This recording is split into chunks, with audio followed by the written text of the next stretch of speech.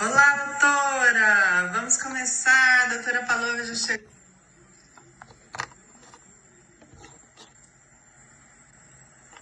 Olá, pessoal. Tá chegando aí.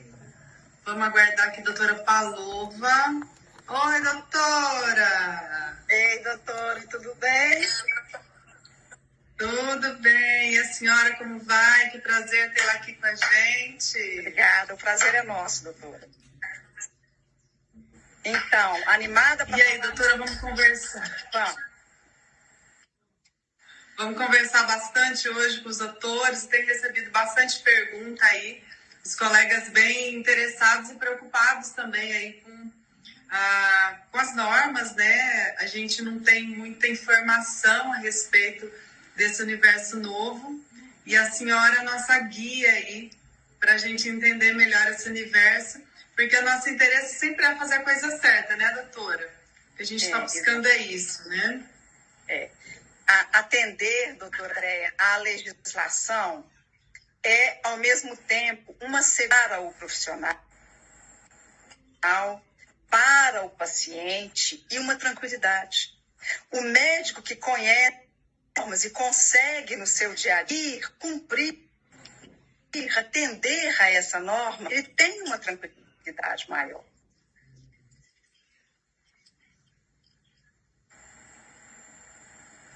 É isso mesmo.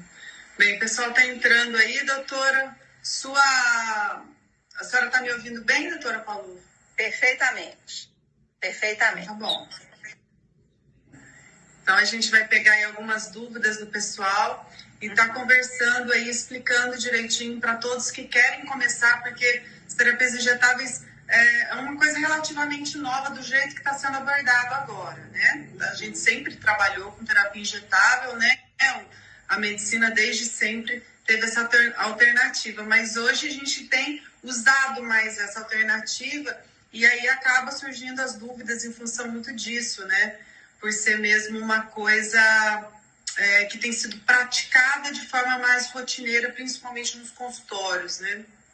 Hoje cedo, eu recebi um questionamento de um oftalmologista muito querido, doutor Elias. Ele falou assim, mas vocês vão falar o quê sobre os injetáveis, né? Injetável não é só uma via medicamentosa?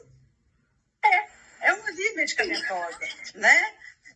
Contudo, ela tem algumas características, inclusive é objeto de resolução do Conselho Federal de Medicina, não especificamente os injetáveis, né?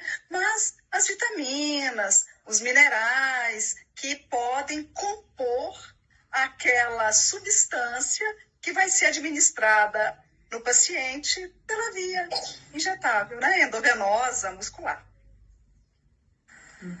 É isso aí. Eu acho que o grande problema é que as pessoas ainda não conseguiram associar a quantidade de suplementos e de substâncias que a gente hoje consegue administrar pela via endovenosa ou intramuscular.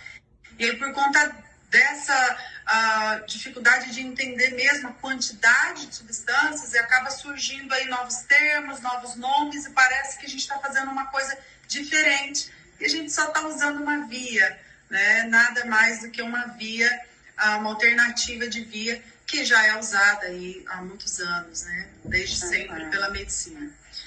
Bem, doutora, acho que nós já podemos começar aí falando mais que o pessoal que já tinha se programado para chegar já chegou, né? Bem, então vamos começar.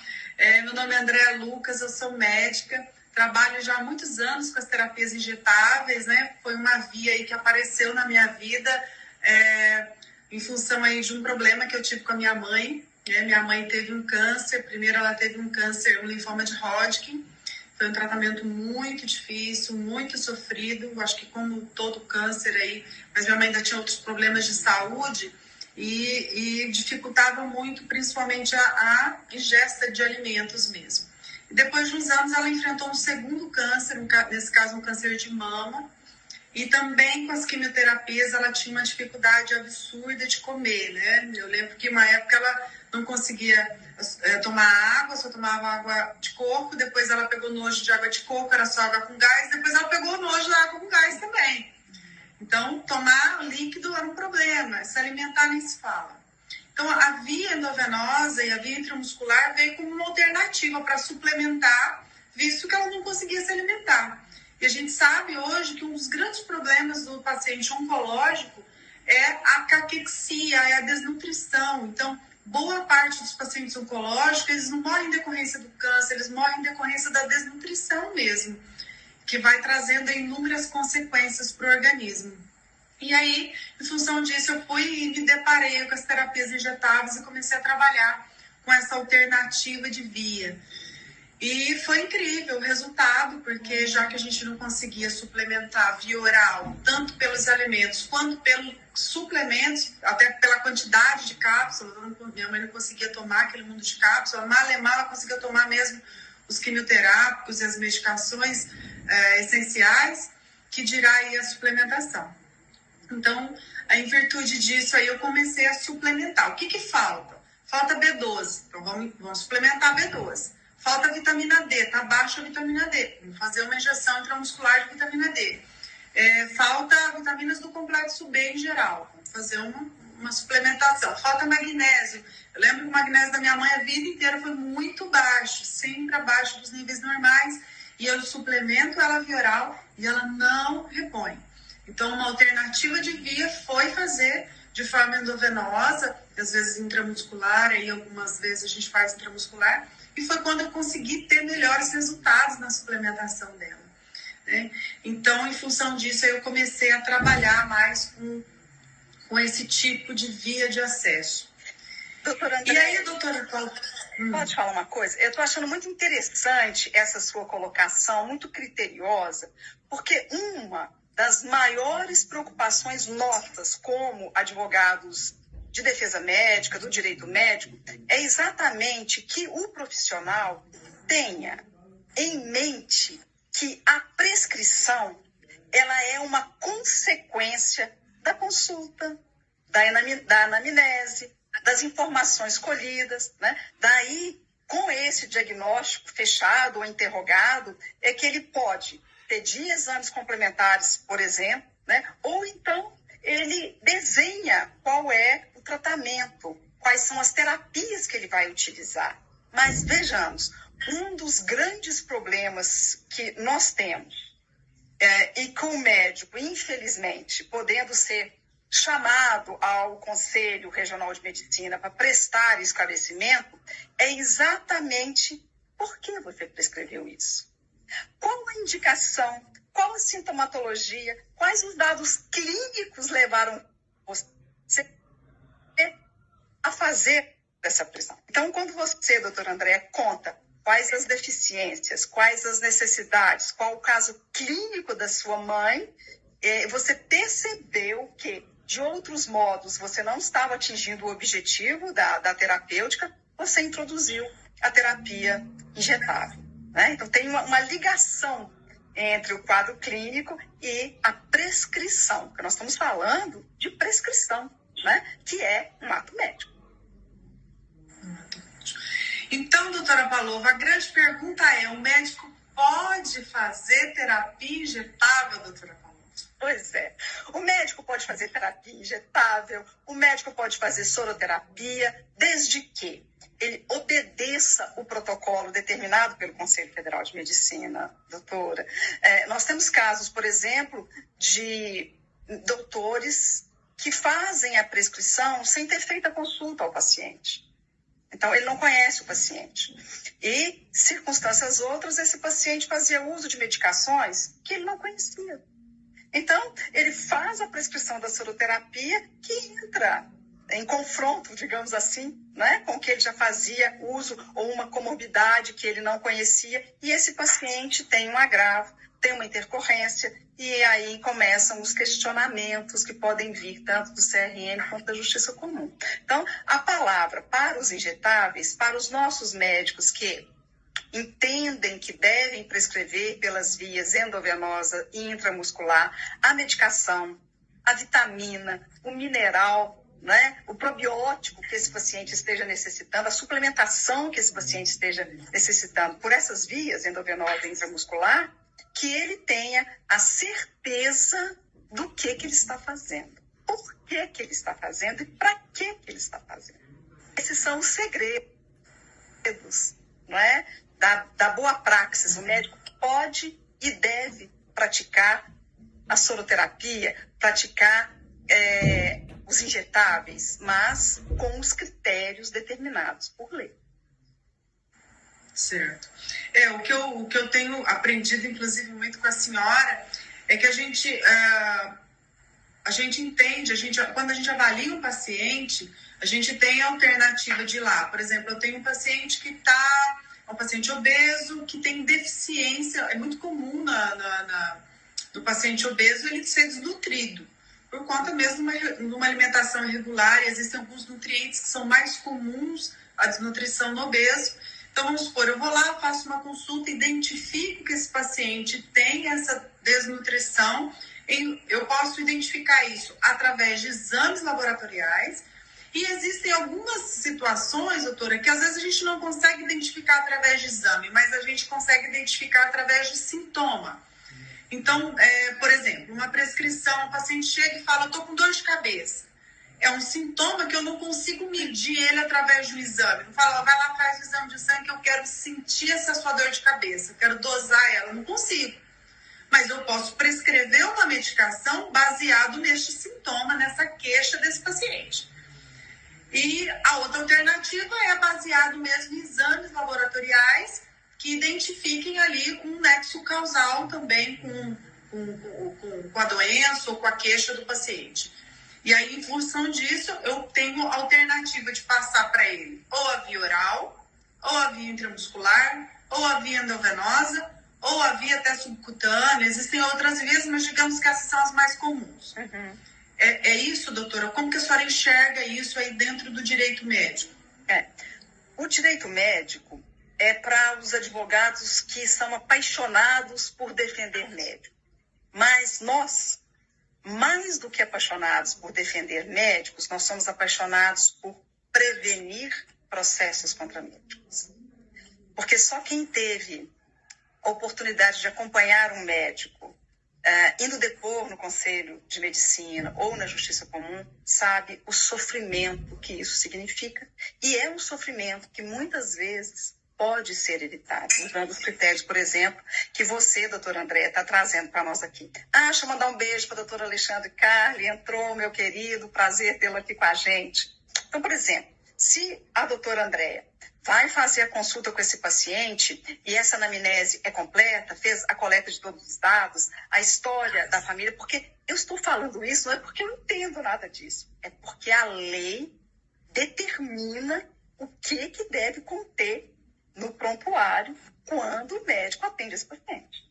Né? Então, quando nós estamos falando que o médico está atendendo o paciente, automaticamente ele tem que pensar, está atendendo o paciente e tudo que ele observar, e todo dado que ele coletar, como a doutora falou agora, tem que estar consignado no prontuário. Porque amanhã, quando ele for questionado por que ele usou aquela medicação e não a outra, ele tem centenas de pacientes, como que ele vai lembrar se não tiver consignado no prontuário?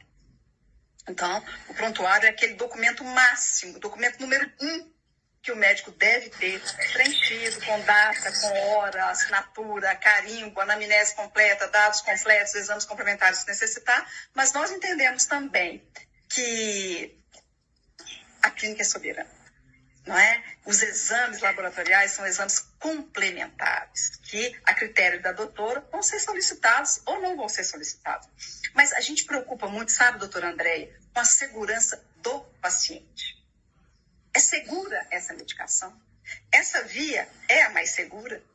Né? Porque essas intercorrências, elas são, às vezes, súbitas. E o médico, às vezes, ele é surpreendido. Nossa, eu não podia imaginar. Né? Se ele não podia imaginar, o que faltou? Será que faltou um exame físico mais completo? Será que faltou olhar esse paciente de uma maneira mais próxima, né? Nessa vida corrida que todos os médicos têm? A gente vê que às vezes falta isso. Então, além da consulta, além dessa relação médico-paciente que tem que ser muito boa, a gente tem a segurança do profissional.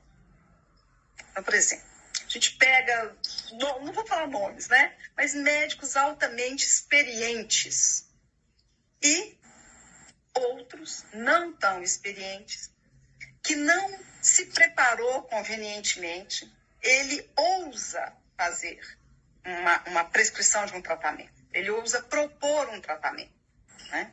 E aí ocorre a situação adversa. E, lamentavelmente, esse médico não está preparado para responder a essa situação. E aí?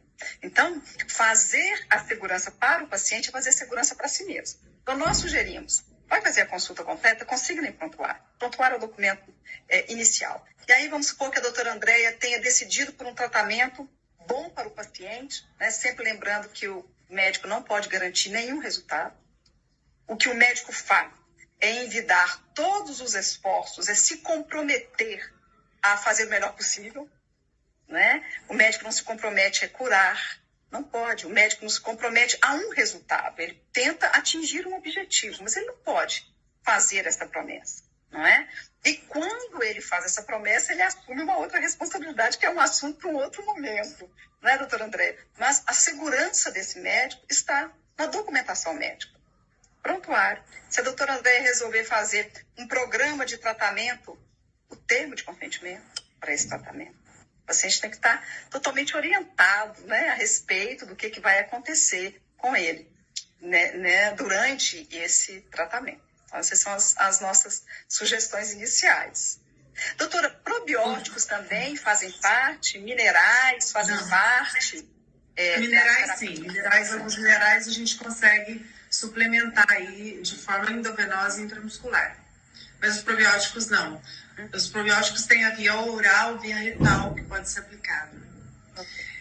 Doutora Palova, e assim, o médico vai lá e resolveu que ele quer trabalhar com isso, que ele quer essa via de acesso, porque, por exemplo, eu oriento muitos médicos que trabalham, por exemplo, com paciente bariátrico, que é um paciente excelente para suplementar de forma endovenosa, intramuscular, em função mesmo das dificuldades que ele tem de absorção da técnica cirúrgica.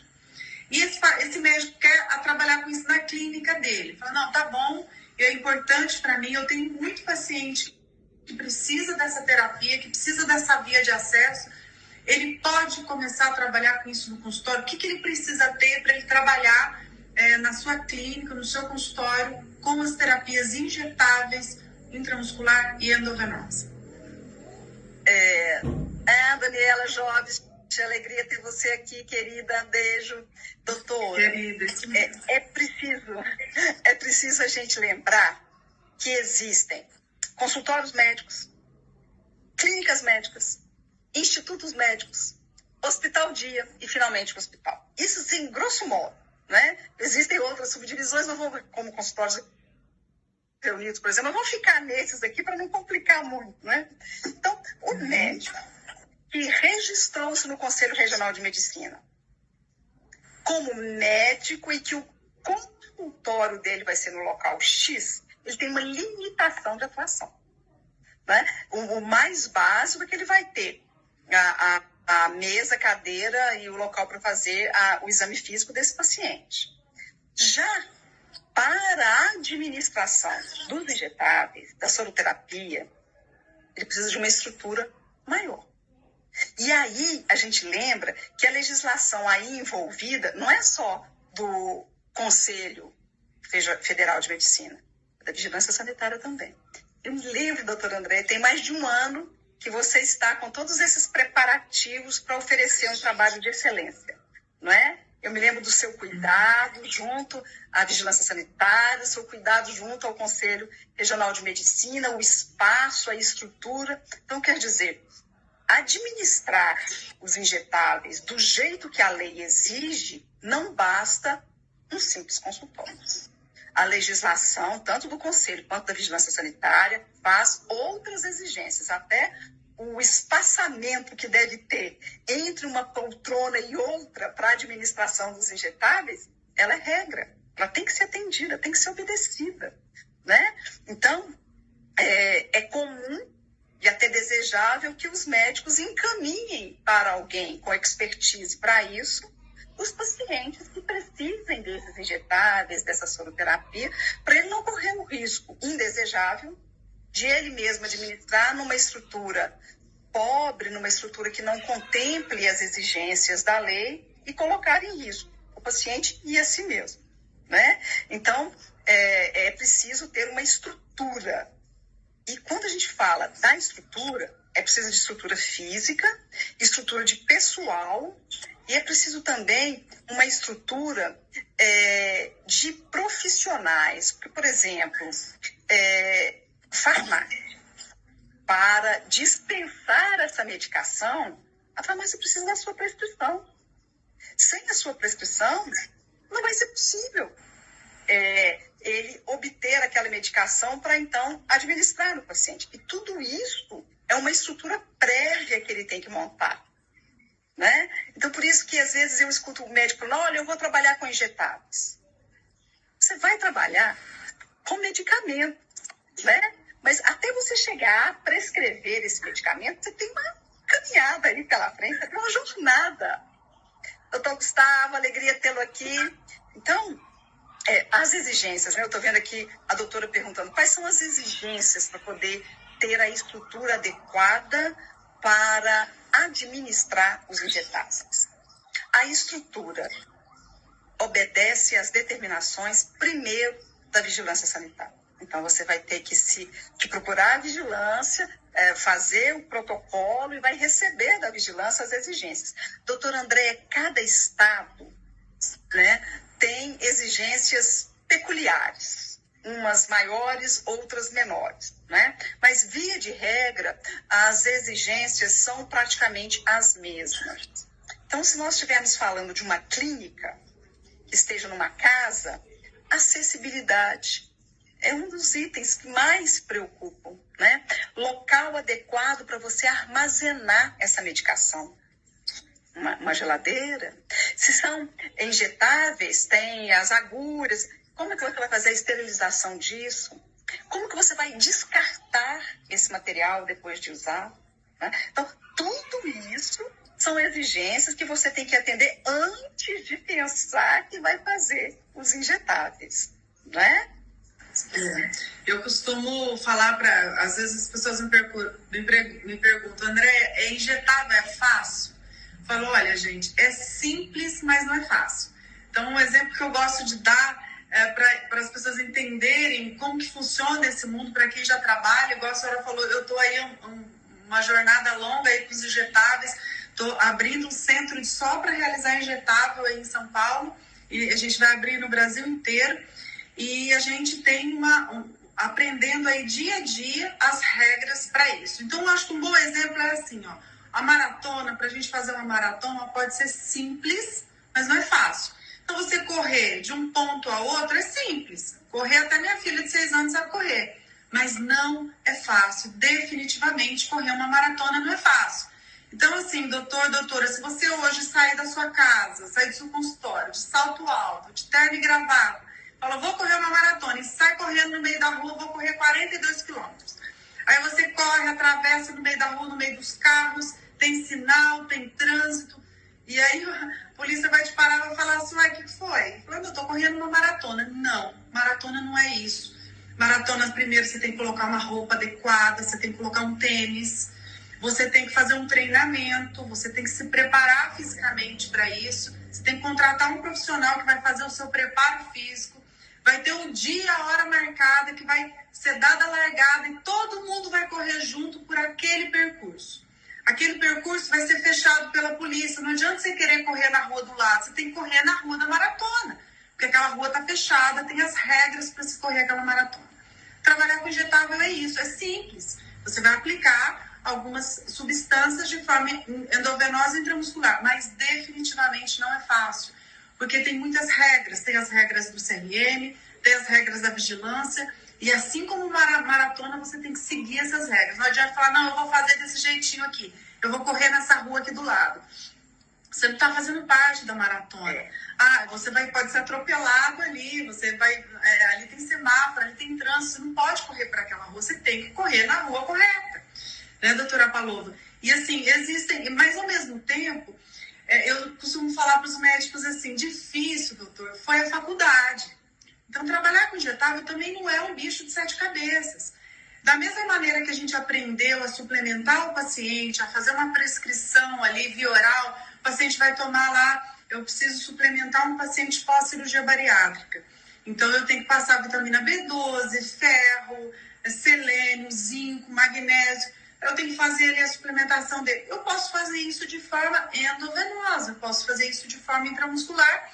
E para isso existem cursos, existem treinamentos. A gente faz um treinamento, chama Entendendo os Injetáveis, que é um curso somente para médico, e onde a gente vai ensinar a parte teórica da coisa. Tem toda a parte burocrática também, né? A questão da vigilância. Para montar esse centro aí que a gente tá criando, eu contratei uma assessoria, né, lá em São Paulo, o Rui, que nos assessora e nos dá aí todas as diretrizes que a gente tem, me orienta em toda a parte legal do negócio. E existe uma questão que é muito importante, que os médicos precisam prestar muita atenção, que é onde a gente vê o maior problema.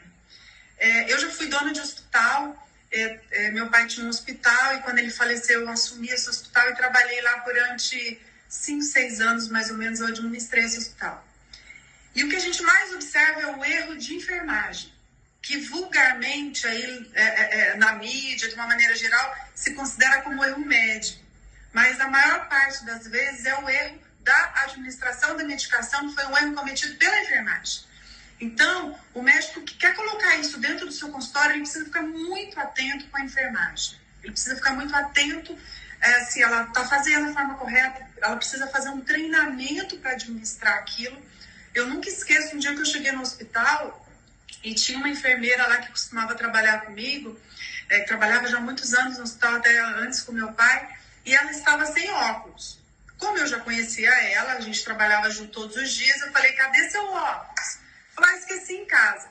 Como é que uma enfermeira vai ler aquelas letrinhas de uma ampola desse tamanho sem óculos? Então, são detalhes que o médico tem que estar atento, porque se ela erra uma medicação, se ela erra uma ampola, a responsabilidade é da instituição também, né, doutora? Como é que funciona isso? Como é que a senhora entende a parte legal disso, né, do médico ter que administrar toda essa parte, tanto de vigilância, de enfermagem? Como funciona, doutora? Olha, doutora André, essa pergunta sua cala fundo no meu coração, sabe? Porque, primeiro, porque só quem tem experiência é que consegue enxergar os riscos, né? A pessoa que não tem experiência, ele vai na confiança. Ele não sabe o que pode acontecer. Então, a experiência é muito interessante. E essa questão da enfermagem, embora tenha o COREN, que é o Conselho Regional da Enfermagem, né, com enfermeira padrão, seguida pela técnica de enfermagem, não existe mais a atendente, antigamente existia, né, que fazia parte da equipe, ela é uma preocupação e é uma responsabilidade do médico. A equipe que está ali ajudando o médico é responsabilidade do médico, a menos que seja um ato totalmente fora do contexto, né? Pratica um crime, pratica um furto, agride um paciente, essa coisa toda. Aí nós vamos ter que analisar essa conduta do profissional fora, não é só enfermeiro, né? Qualquer profissional. Mas aqui está vindo uma pergunta da doutora Bruna. Olha que coisa interessante que ela pergunta, doutora. O médico pode prescrever o injetável, o médico prescritor, né? Ele atendeu o paciente, analisou o paciente, viu que havia necessidade, registrou tudo em prontuário, fez a prescrição e ele pode mandar uma enfermeira fazer a administração em casa, fazer esse atendimento domiciliar, né? O atendimento domiciliar, ele é autorizado, ele é reconhecido, ele já está, inclusive, regulamentado por resolução do Conselho Federal de Medicina. Então, o atendimento domiciliar, o que está muito em voga hoje, a telemedicina, né? Tudo regulamentado, tudo também com normas, né? Mas vai depender muito de que tipo de droga e de que meio, né, de que via que essa enfermeira vai administrar essa medicação. Primeiro, por aquilo que você falou, ele não vai estar lá para ver. Ele não vai estar lá para checar a dosagem. Será que ela colocou exatamente aquela dosagem que foi prescrita? Será que tá correto? E depois também, determinado tipo de medicação, ela precisa de uma observação maior Se o paciente é idoso, se o paciente tem um quadro clínico que requer um cuidado maior, então tudo isso vai interferir. Então, por exemplo, a enfermeira pode ela mesma prescrever e ela mesma administrar alguma soroterapia? Pode, a glicose, a reposição, né, a hidratação do paciente, isso pode ser feito. Mas nós não estamos falando de um paciente descompensado, ou de um paciente grave, ou de um paciente com uma doença crônica importante. Nós estamos falando de casos mais simples. Então, o atendimento domiciliar ou a terapia endovenosa domiciliar, ela requer treino do médico, da equipe e toda uma cooperação por parte da família.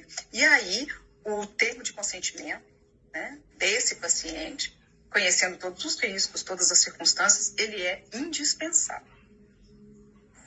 E não tem jeito, eu acho que a gente está exposto a isso, né? Eu lembro uma vez que eu administrei para uma paciente o Noripurum endovenoso, que é uma medicação usada há décadas em hospitais, e eu fui administrar para uma paciente e ela teve uma reação alérgica na minha clínica.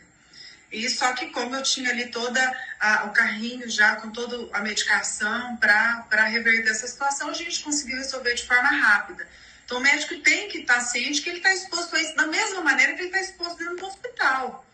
Então, uma comparação que eu gosto de fazer para que o médico consiga entender que mundo novo é esse, é assim, a gente já trabalha com injetável dentro dos hospitais, ponto, todo mundo faz, antibiótico, hidratação, paciente grave, paciente crônico, que tem algumas doenças que requerem esse tipo de via de administração, porque o paciente só consegue receber por essa via naquele momento. Só que dentro dos hospitais a gente tem algumas vitaminas que a gente utiliza também para suplementar esses pacientes. Então a vitamina C, qualquer hospital que você chegar tem ampola de vitamina C, tem ampola de complexo B, tem sódio, tem potássio, tem magnésio, tem noripurum para suplementar ferro aí nos pacientes que tenham anemias, ferroprivas e carenciais. Então, a gente já tem esse tipo de suplemento. O que nós estamos trabalhando hoje, propondo para os médicos, é uma outra variedade a mais. Na verdade, uma variedade a mais. Hoje, no mercado, doutora Paloma, em média, 80 substâncias que a gente pode suplementar também através da via endovenosa intramuscular. Então, antigamente, a gente tinha ali 6, 7 vitaminas e minerais que eram possíveis serem suplementados em hospital. Hoje nós temos 70, 80 substâncias que são administradas através dessa via. Então, depende do médico, a sua capacitação para entender a dose, a indicação, em que situações ele vai utilizar, e ele pode fazer isso, então, no seu consultório, na sua clínica. E muitos médicos que eu converso também fazem isso dentro do hospital. Eles acabam suplementando, eles têm acesso aos hospitais, já tem ali toda uma estrutura, eles acabam utilizando o ambiente hospitalar. Doutora Paloma, e o que a senhora entende assim que é o maior erro do médico aí que trabalha com a terapia injetável? Onde que nós estamos errando, doutora Paloma? Me conta. Tá, doutora André, primeiro eu vou mandar um beijo para a doutora Clara Santos, né, doutora muito querida. Olha, hoje eu vi um médico dizendo assim: use injetáveis no seu paciente. Não tem contraindicação, não causa alergias, não tem intercorrência. Eu falei, uau, é um remédio milagroso, esse soro aí, né? Não, gente. O que nós recomendamos é você estar cercado de cuidados. Até, doutora, a farmácia, até não, principalmente a farmácia que você vai escolher para dispensar a medicação que você vai prescrever, é de fundamental importância. Não vamos dizer nomes aqui, mas desde o ano passado, médicos estão com os cabelos em pé e me deixando também preocupada, né? Porque a gente sofre junto com o médico, porque foram flagrados blocos de receituário, alguns em branco, alguns sem data, em determinada farmácia. Quem pegou foi a Vigilância Sanitária, que denunciou para o Conselho Regional de Medicina. Então, há médicos do Brasil inteiro respondendo a esse processo. Né? Por quê?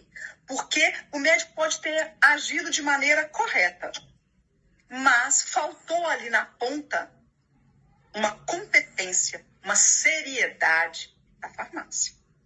Né? Então, o que é importante? Começa ali pela escolha. Qual o caminho que eu vou trilhar? Eu vou improvisar ou eu vou gastar mais tempo, como você tem feito há mais de um ano, e vou cuidar para que tudo funcione de maneira perfeita? Então, eu vou cuidar da documentação, eu vou cuidar do local, eu vou cuidar dos parceiros que eu vou, né, utilizar, e também eu tenho que preocupar com a legislação. Não é só a legislação da vigilância sanitária, mas nós temos regras muito específicas. Por exemplo, nós tivemos caso recentemente de uma nutricionista que prescreveu uma determinada vitamina pela via injetável. O Conselho Federal dos Nutricionistas não admite que elas prescrevam ou administrem por outra via que não seja a oral. Então, havia uma boa intenção dessa profissional, perfeitamente que havia, mas um desconhecimento, que ela só podia administrar através dessa via. Né?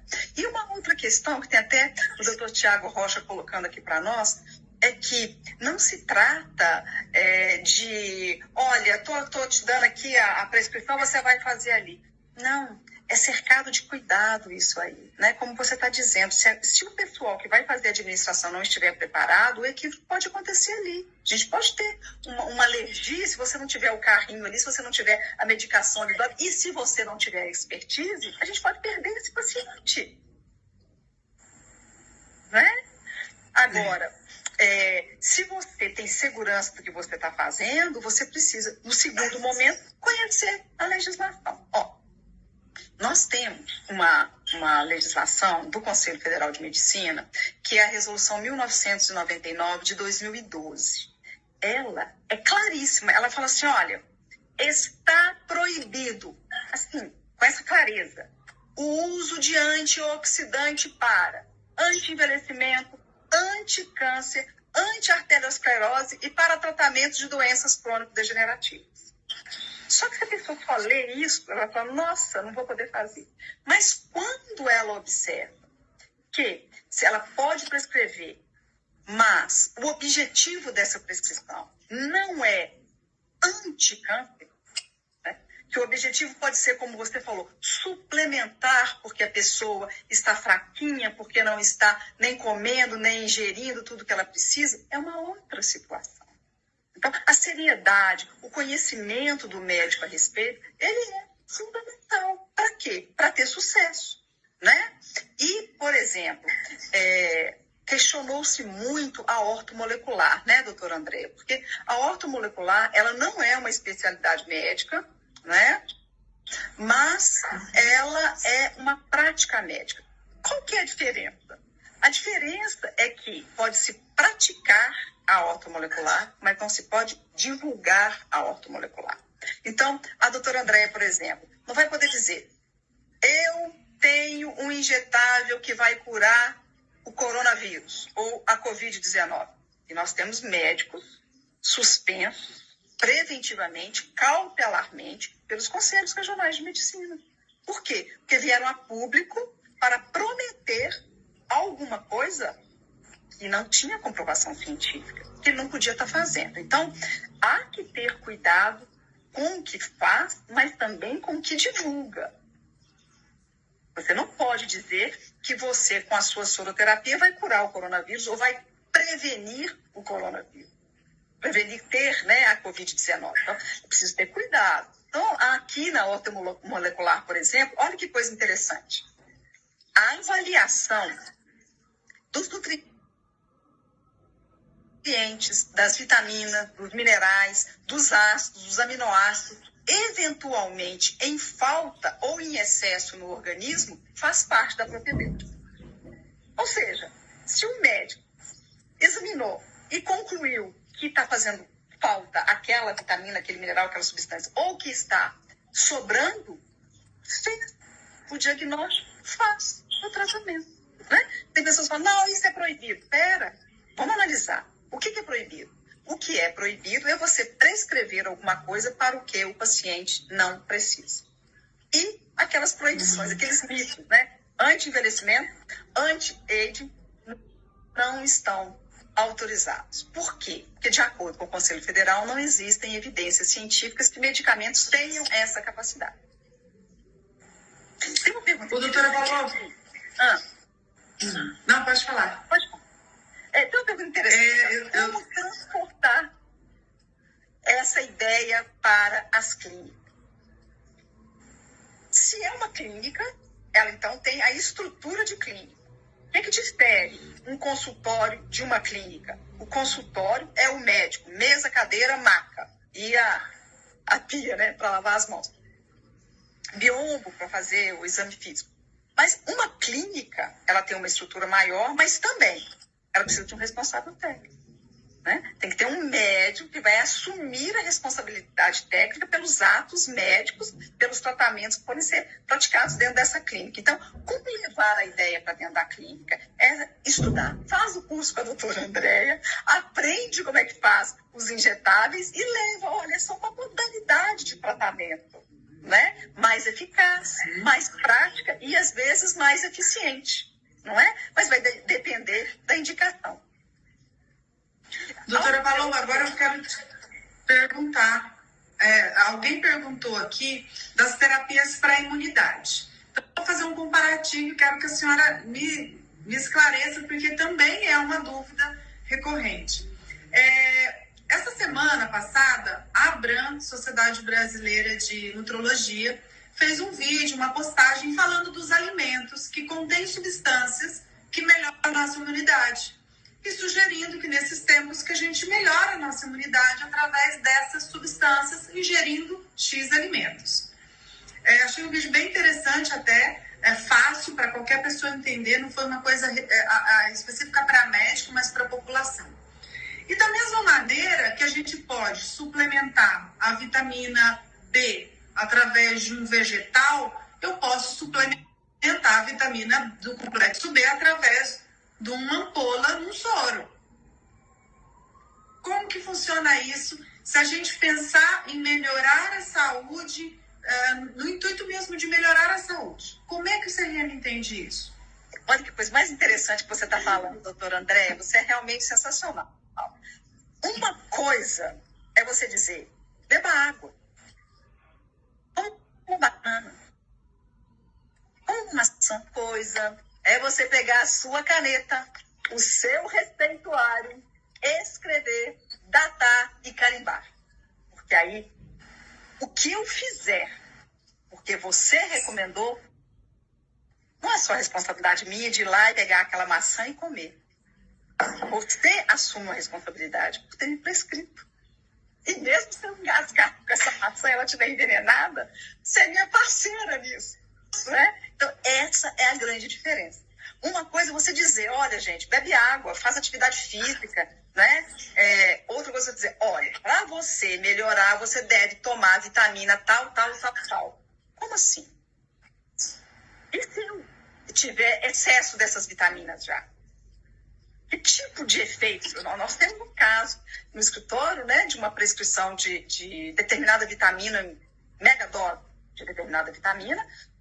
A paciente teve uma reação para uma patologia que ela já tinha, uma patologia pré-existente, né, e teve um agravamento severo, importante da sua saúde. E aí o médico fica numa situação delicada, né? Então, essa é a grande diferença. A diferença entre você fazer uma recomendação genérica, em que eu mesma vou lá e pego aquela fruta, eu mesma como, né? Eu tomo essa. Você não fala só, Palova, coma 3 maçãs por dia. Não, gente, come maçã tem isso, fruta tal tem outro. Você está fazendo uma sugestão. Outra coisa é você me prescrever aquilo. Ao prescrever, você assume responsabilidade. Então, se eu prescrever com o intuito de prevenção, aí eu já tenho um problema. Na verdade, você não tem um problema. É que para você prevenir alguma coisa, você precisa primeiro verificar no entendimento do conselho, né, gente? Estou falando que é uma advogada totalmente leiga em medicina. É que no entendimento do conselho, que pela legislação, até para você dizer que eu preciso tomar mais vitamina C para prevenir o coronavírus, aqui uma idiotice que eu estou falando, é tudo hipotético aqui, hein, gente? Eu tenho que saber se eu estou ou não com o meu nível de vitamina C. Você pode supor que eu esteja com carência de vitamina C. Porque essa suposição, ela não é permitida na medicina. Né? Ô, doutora, e aqui no Brasil, a gente enxerga assim. Nos Estados Unidos, por exemplo, existe agora uma onda que são os IV Therapy, né? Os Vitamin Bar. Eu até estive visitando um recentemente para entender um pouco como é que funciona isso fora do Brasil. E achei muito interessante e é muito característico, mas diferente do nosso. Uhum. Bem, lá você chega, eu cheguei no IV Therapy lá, fui atendida por uma técnica de enfermagem, que na verdade era a única funcionária que tinha no local, e ela perguntou o que eu queria. Eu falei, eu vim tomar um soro. Ela falou, mas o que você está sentindo? Eu falei, eu tô cansada, cheguei de uma viagem longa.